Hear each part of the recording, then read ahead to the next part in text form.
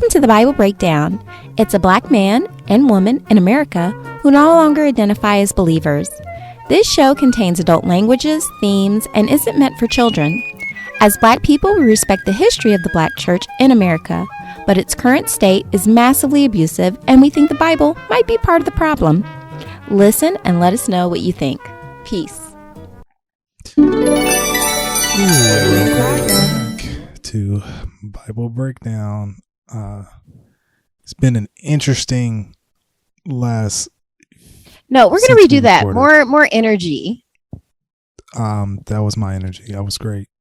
I'm feeling great. Welcome back. That is me feeling great. You want me to be like, hey, welcome back, guys, to Bible Breakdown. Yes, oh my God. So yeah, that's not me. No, you don't have to be fake, but you can like modulate your voice. Like, don't be monotone. Just be like, hey, welcome back to Bible Breakdown. I'm Kat. I'm T. Yes, nailed it.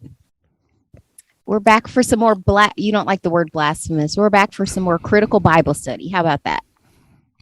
I just argued how is you probably are being blasphemous. I don't think I am. Sir. Okay, moving on. Last week on the Bible Breakdown. I'm just saying, like, I ask critical and logical questions. You've openly said this is bullshit. I do think this is bullshit. That counts as blasphemy. But I don't think the concept of God is bullshit. So, like, I want to clarify that. But we're talking about the Bible. We're not doing a breakdown on the concept of God. We're doing a concept. It feels like was it you or me? Somebody said this feels like Game of Thrones, J.R.R. Tolkien type shit last week. That sounds like me. Before. Yeah, I agree with that. But I mean, I don't know. I have said this is bullshit a lot. Probably since like the first episode. Yeah, so that according to the church, that's blasphemy. Well, all right. Well, I heard saying "goddamn" is an unforgivable thing too. Like, somebody I work with was like, there are some sins. Blaspheming the Holy Spirit is the unforgivable sin. Not fucking little kids, though. Lucky for the Catholic Church. Good for them. You can fuck all the kids you want. God will be like, hey, just ask for forgiveness. But if you think blasphemous thoughts about the Holy Spirit or say it out loud, no heaven for you. Yeah. But last week on the Bible Breakdown, we had Balaam and Balak. Balak was trying to get Balaam to curse Israel. And because God was so mad about it, he made his donkey talk. It doesn't make sense, but none of this does. So today we're going to... God told them to do something, to travel somewhere, then got mad when they went. Yeah. Yeah, like a bad girlfriend. It's like, well, I didn't mean that. Like, it was giving that. But it looks like Moses is back in this. We're starting with Numbers 25 today. And is it 25? Yeah, in the New Revised Standard Version. Last time we did 22, 23, and 24. Oh my gosh, so, I need to fix some things. I'll fix it after this. No need to alarm you people. I'm just trying to make sure that we stay organized. We're not alarmed. We're fine. Okay.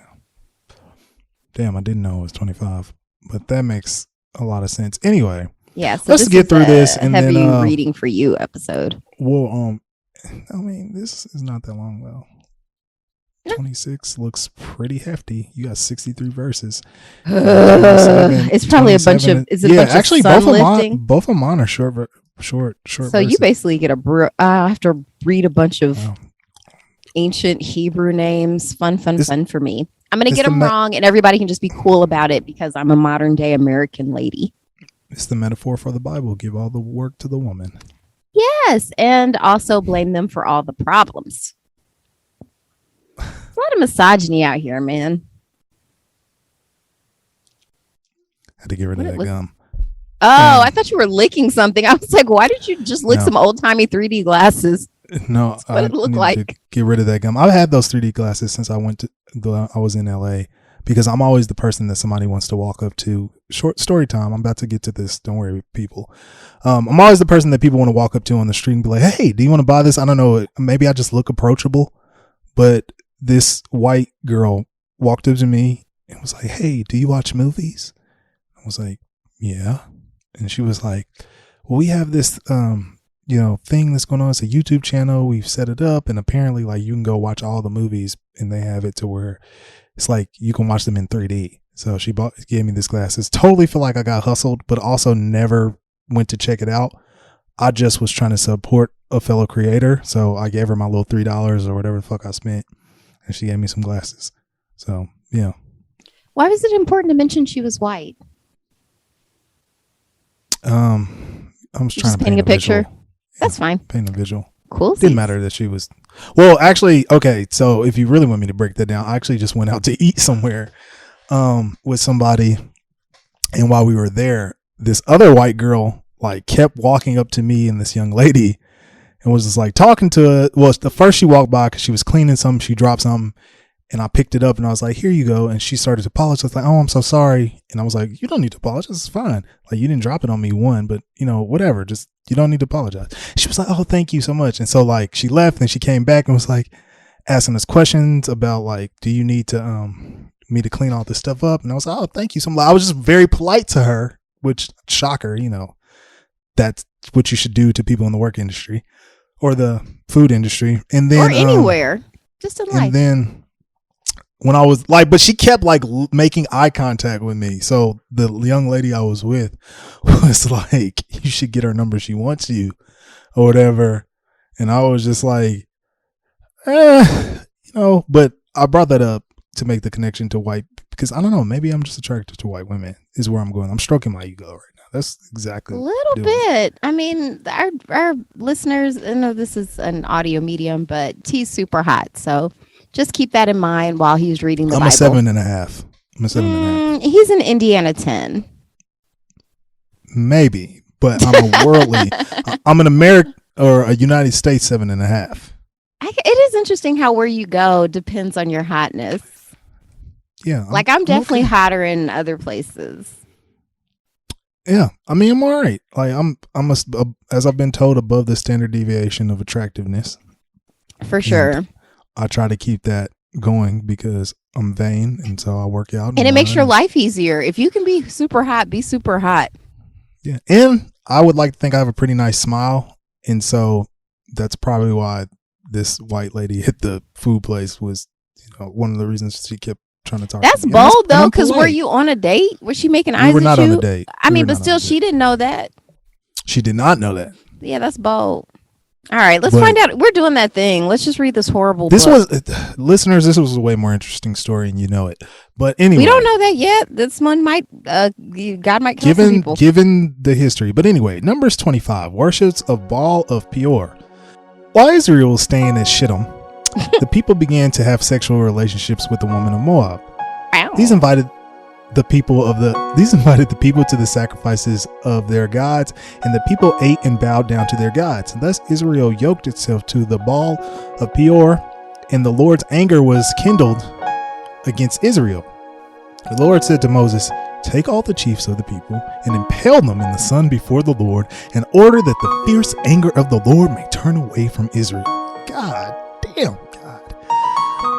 So violent.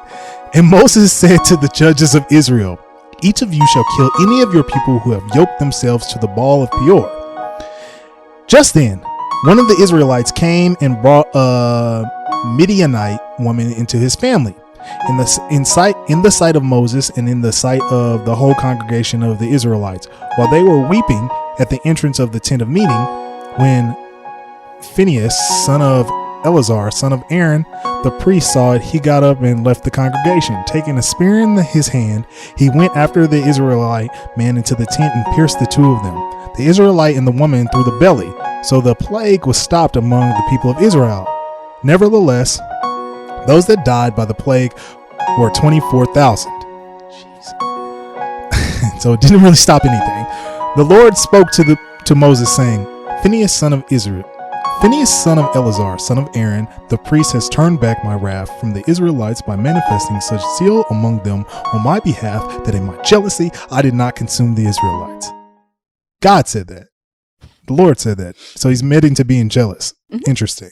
All right. Anyway, verse 12. Keep with me, people. New Revised Standard Version, by the way, is what we're reading from. Oh, you got your preacher vibe going today, too. Go off. Therefore, Therefore say, I hereby grant my covenant of peace. It shall be for him and for his descendants after him a covenant of perpetual priesthood, because he was zealous for his God and made atonement for the Israelites. The name of the slain Israelite man who was killed with the Midianite woman was Zimri, son of Salu, head of ancestral house belonging to the Simeonites. The name of the Midianite woman who was killed was Cosbi, daughter of Zer, who is the head of a clan, an ancestral house in Midian. The Lord said to Moses, harass the Midianites, defeat them, harass. See, I thought that was a name. Harass the Midianites and defeat them, for they have harassed you by the trickery with which they deceived you in the affair of Peor and in the affair of Cosbi, the daughter of a leader of Midian, their sister. She was killed on the day of the plague that resulted from Peor. Thanks be to God. Now, drama. I have to say, this was actually better than your restaurant story. Sorry. Okay. There was a lot more action. You're just mad because you weren't the person there that was getting the food. There was sex. There was food. There was food in my story. Murder. This was very Game of Thrones. And there was the potential of sex in my story. Now, sorry, Bible outdid you on this one. Sorry.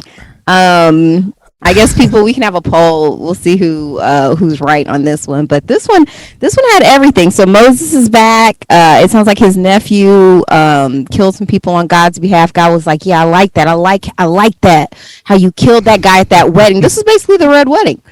So it's like, so y'all, you meet these Midianites. They're all super hot. Y'all start having sexual relations. That's the first line. Y'all begin having sexual relations with them. So this is really just sort of God admonishing sort of interracial relationships. He's like, I'm not with those shits. Yeah. And you know what it reminds me a little bit of? I went to an event yesterday, and it was kind of a date. He had paid for my ticket. And, I was there, and he was acting very jealously. Like, another guy came up and started talking to me. And he like got all in his face and was like being super aggressive and telling him not to talk to me and like doing a bunch of other shit. Like, if we were separated for a little while, he'd be blowing my phone up and I wouldn't answer it. And he was trying to go off. It was just very, I was telling him it was giving him insecure.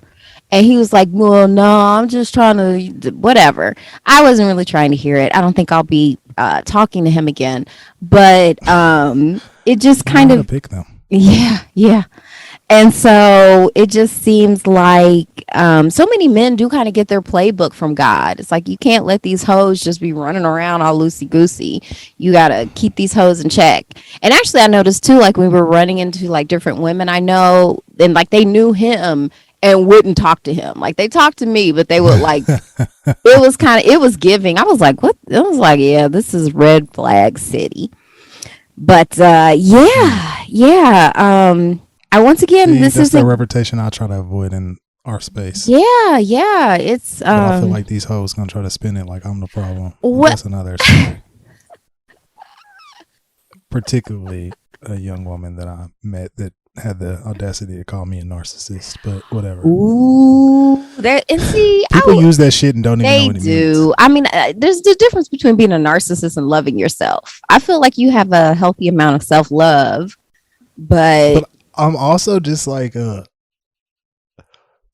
know how to communicate person, and I feel like that for people who don't know how to communicate can be be intimidating or and also uncomfortable. I think a lot of women don't realize how much men lie to them, and so when a man is being honest with them, it can feel a little abrasive because they're so used to men just being like yeah, and where it's like not whenever they get a nah, because it is true, like when someone disagrees with me, it does turn me off. Like, I try to be like, not try to be like I hate you now, but it doesn't turn me on.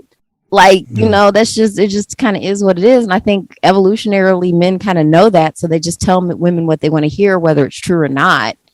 This is such mixed energy but I was having a conversation with somebody earlier because although we were not on a date, we have dated before.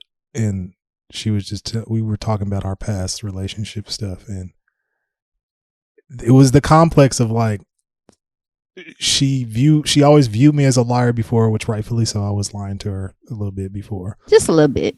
But when I began to tell the truth, that was off-putting for her, because then she was like, you're just a fucking whore. You don't know how to control your sexual desires. And like, that's one of the reasons like she didn't want to fuck me anymore, is because she wants to feel special and wants to feel like, you know, I don't want to do that with anybody else. And I have community dick is what I was told. Ooh, that's slut when shaming. I don't exactly have that, but whatever. That's slut shaming. That's not cool. And once again, I don't know. We'll get it. Let's talk about that after I read this horribly, I'm sure, I don't know. Hopefully there'll be something going on just besides name listing. But here we go. Numbers 26, a census of the new generation. After the plague,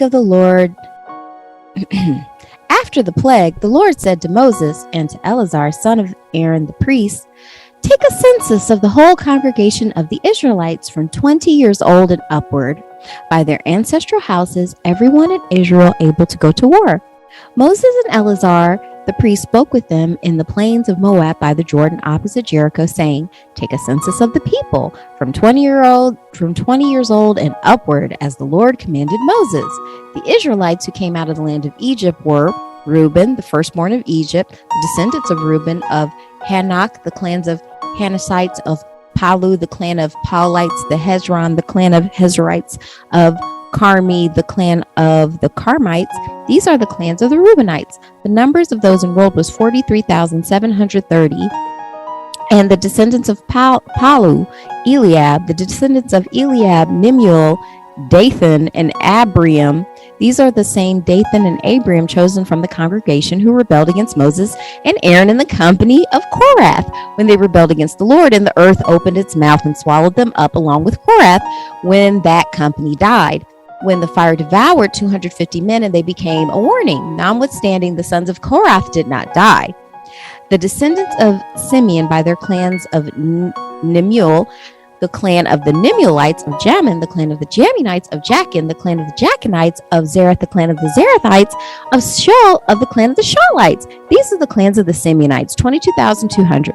The children of Gad by their clan of Zephron, the clan of the Zephonites of Haggai, the clan of the Haggites of Suni, the clan of the Sunites of Ozni, the clan of the Oznites of Eri, the clan of the Erites of Arad, the clan of the Aridites of Ariel, the clan of the Arielites. These are the clans of the Gadites. The numbers of those enrolled was 40,500. The sons of Judah, and Onan. And Onan died in the land of Canaan. The descendants of Judah by their clan were of Shelah, the clan of the Shelites, of Perez, the clan of the Perizzites, of Zorah, the clan of the Zerites. The descendants of Perez were Hezron, the clan of the Hezronites, of Hamuel, the clan of the Hamuelites. These are the clans of Judah, the number of whose enrolled was 76,500. The descendants of Issachar by their clans of Tola, the clans of the Tolites of Pulva, the clan of the Punites of Jashub, the clan of the Jashubites of Shimron, the clan of the Shimronites. These are the clans of Issachar, 64,300 enrolled. The descendants of Zebulun by their clans of Sharid, the clan of the Sharidites of Elon, the clan of the Elonites of Jahiel, of the clan of the Jahalites. These are the clans of the Jebusites. The number of those who enrolled was 6,500. The sons of Joseph by their clan, Manasseh and Ephraim, the descendants of Manasseh of Missachar, the clan of the Macharites, and Machar was the father of Gilead the clan of the Gileadites. These are the descendants of Gilead, of Lezir, the clan of the Lezerites, of Helek, the clan of the Helekites, and of Azrael, the clan of the Azraelites, and of Shechem, the clan of the Shechemites, and of Shemida, the clan of the Shemidites, and of Hefer, the clan of the Heferites. And now Zeplehad, son of Hefer, had no sons but daughters, and the name of the daughters of Zeplehad were Mahlon, Noah, Nagla, Mikla, and Tirzah. These are the clans of Manasseh. The number of those enrolled was 52,700. These are the descendants of Ephraim according to their clans, of Shuthelah, the clan of the Shuthelites, of Belcher, the clan of the of Betcher, the clan of the Betcherites, and of Tahan, the clan of the Tahanites. And these are the descendants of Shuthla, of of Iran, the clan of the Iranites. These are the clan of the Ephraimites. The number of those enrolled was 32,500. These are the descendants of Joseph by their clans. The descendants of Benjamin by their clans, of Bela, the clan of the Belites, of Ashbel, the clan of the Ashbelites, of Aram, the clan of the Amorites, of Shepham, the clan of the Shumphites, and of Hupham, the clan of the Huphamites. And the sons of Bela were Ard and Naaman. Of Ard, the clan of the Ardites. Of Naaman, the clan of the Naamites. These are the descendants of Benjamin by their clans. The number of those enrolled was 45,600. These are the descendants of Dan by their clans. Of Shaham, the clans of the Shemites. These are the clans of Dan by their clans. All the clans of the Shemites, 64,400 enrolled. The descendants of Asher by their families. Of Imnah, the clan of the Inites. Of Ishvi, the clan of the Ishvites. Of Beriah, the clan of the Beriites. Of the descendants of Beriah, of Heber, the clan of the Heberites. Of Malchiah, the clan of the Machalites. And the name of the daughter Asher was Surha. These are the clans of the Asherites. The number of those enrolled was 53,400. Descendants of Naphtali by their clans. Of Jaziel, the clan of the Jazielites. Of Guni, the clan of the Gunites. Of Jezer, the clan of the Jezreelites. Of Shillam, the clan of the Shillamites. These are the Naphalites by their clan. The number of those enrolled were 45,400. This was the number of the Israelites enrolled, 601,730. The Lord spoke to Moses, saying, To this land, the Lord spoke to Moses, saying, To these the land shall be a portion for inheritance, according to the number of names. To a large tribe you shall give a large inheritance. To a small tribe you shall give a small inheritance. To every tribe shall be given its inheritance according to its enrollment, but the land shall be appointed by lot. According to the names of their ancestral tribes they shall inherit. Their inheritance shall be apportioned according to lot between the larger and the smaller. This is the enrollment of the Levites by their clans of Gershon, the clan of the Gershonites of Kohath, the clan of the Kohathites of Merari, the clan of the Merarites. These are the clans of Levi, the clan of Libanites, the clan of Hebronites, the clan of Mathlites, the clan of Mushtites, the clan of the Korathites. Now Korath was the father of Amram. The name of Amram's wife was Jochebed, daughter of Levi, who was born to Levi in Egypt. After she bore to Amram, Aaron, Moses, and their sister Miriam. To Aaron were born Nadab, Abihu, Eleazar, and Ithamar. But Nahab and Abihu died when they offered a illicit fire before the Lord. The number of those enrolled was 23,000, every male 1 month old and up, for they were not enrolled among the Israelites because there was no allotment given to them among the Israelites. These were those enrolled by Moses and Eleazar the priest, who enrolled the Israelites in the plains of Moab by the Jordan opposite Jericho. Among these there was not one of those enrolled by Moses and Aaron the priest, who had enrolled the Israelites in the wilderness of Sinai, for the Lord had said to them, They shall die in the wilderness. Not one of them was left except Caleb, son of Jephunneh, and Joshua, son of Nun. Ooh, that was a lot. It was. You're a champ. You got through it. I did. I'm pretty great. I also like to point out too, like none of this is true. Like if there had been this amount of people in the time that they're claiming, there would have been a lot of archaeological evidence left over, and there's nothing. Like Israel, the country of Israel, they've been looking for a long time because they're deeply invested in this being true, and they haven't been able to find anything. Also, if these were real people in this time, they would have been very, very brown and black. Well, you know what is real? While you were reading, I was looking up that 3D glasses thing, and yeah, apparently their channel is legit. They have movies and stuff on there. Top Gun, which is now playing in theaters, the sequel, Top Gun Maverick. They actually have that on there in 3D. So, cool. Somebody's real. Good Good for them. Okay, but what did you think about the Bible, though? You were reading a bunch of names, and so I don't know the depth of the history of what you just, conveyed. So I don't really have much to put in it with that. But yeah, I mean, it's basically what it's been before. Like, not every single chapter or book, obviously, but they constantly have done this thing where they feel like they need to character introduce. And it feels a little tedious. I'm going to forget all of these people until they're put into a prominent storyline.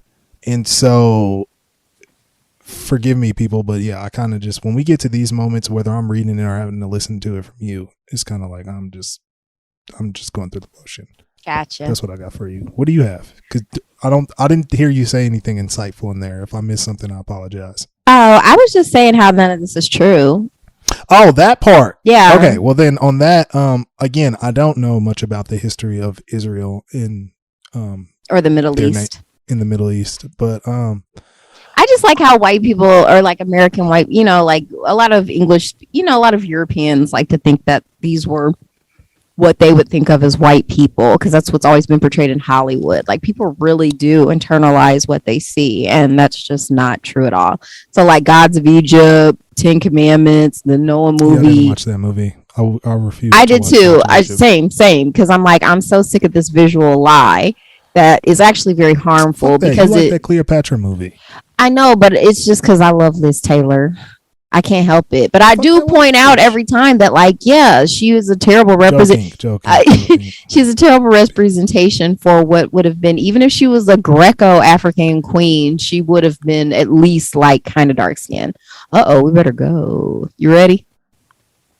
Numbers 27. The daughters of Zelophehad.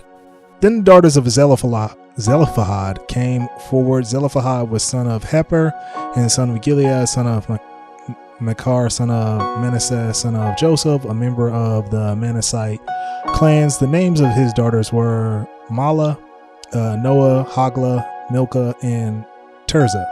They stood before Moses, Eleazar the priest, the leaders, and all the congregation at their entrance of the tent of meeting. And they said, "Our father died in the wilderness. He was not among the company of those who gathered themselves together against the Lord in the company of Korah, but died of his own sin, and he had no sons. Why should the name of our father be taken away from his clan because he had no son? Give to us a possession among our father's brothers." Fair. Moses brought... Huh? That's fair. Oh, okay, got you. Moses brought their case before the Lord, and the Lord spoke to Moses and saying, "The daughters of Zelophehad are right in what they are saying." Oh, shocker. "You shall indeed let them possess an inheritance among their father's brothers and pass the inheritance of their father on to them. You shall also say to the Israelites, if a man dies and has no son, then you shall pass his inheritance to his daughter. If he has no daughter, then you shall pass the inheritance to his brothers. If he has no brothers, then you should give the inheritance to his father's brothers. And if he has no father, and if his father has no brothers, then you shall give the inheritance to the nearest kinsman of his clan, and he shall possess it. It shall be for the Israelites a statute and ordinance as the Lord commanded Moses." Joseph appointed Moses' successor. Lord said to Moses, "Go to the mountain of Abraham range and see the land that I have given to the Israelites. When you have seen it, you shall be gathered to your people as your brother Aaron was, because you rebelled against my word in the wilderness." Damn, God. Hold on, let me run that back. "When you have seen it, you shall be gathered to your people as your brother Aaron was, because you rebelled against my word in the wilderness of Zin when the congregation quarreled against me. You did not show my holiness before their eyes at the waters. These are the waters of Meribeth Kadesh in the wilderness of Zin." Moses spoke to the Lord, saying, "Let the Lord, the God of the spirit of all flesh, appoint someone over the congregation who shall go out before them and come in before them, who shall lead them out and bring them in, so that the congregation of the Lord may not be like sheep without a shepherd." So the Lord said to Moses, "Take Joshua, son of Nun, a man in whom is the spirit, and lay your hand upon him.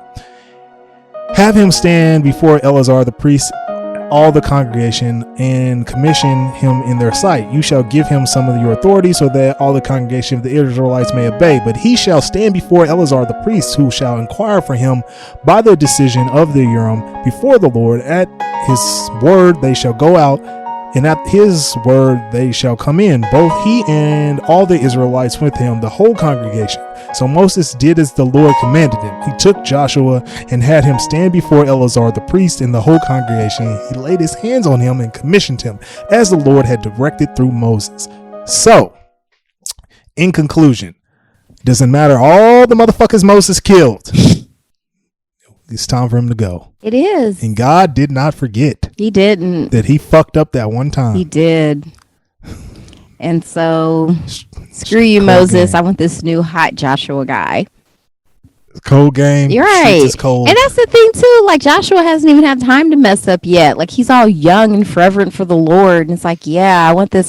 I don't know. I never really appreciated. I remember even back in the days, I felt like God was kind of doing Moses dirty in this one. But, you know, that's the Lord's prerogative. He did do him dirty. Moses killed a lot of motherfuckers in the name of and a lot of sheep. All them goats. A lot of sheep, a lot of animals. Bulls, pigeons. You know, had to listen to the people complaining. It's all good, though. This is a rare moment of feminism in the Bible. Rare moment of feminism. When God agrees with the daughters of Zelophehad, whatever. Like with the daughters of Z, he said, I agree with them. They're right. Like, give the possession. If he doesn't have sons, give it to the daughters. And if it's not the daughter, you know, like that was actually kind of fair. It took me by surprise. This is also a moment of, I feel like the stuff that just happened in this last book was, last chapter was kind of like the cliffhanger for the season, but like now shows are starting to do it like a few episodes before. Mm-hmm. So I feel like that just happened. Like for anybody who didn't know the story of Moses, we didn't see that coming. Yeah, kind of like the Red Wedding, because the Red Wedding wasn't the season finale. Yeah, so and God, you know, a lot of Red Wedding parallels this episode of the Bible Breakdown. God shows some empathy to women. Yeah, just some basic fairness, like that. Just I mean, it wasn't even like he was throwing them a bone. That was just basic justice. No, he could have been like, no, that's just being shitty. I'm just saying, like, he's just doing the right thing now stands out in the Bible. For sure. I'm saying, but he could have been like, nah, you bitches ain't married. So we don't know that they're not married. But that was not mentioned. I'm saying he could have found any loophole to not fuck with them. Sure. Because God can be on some other stuff. Point for God.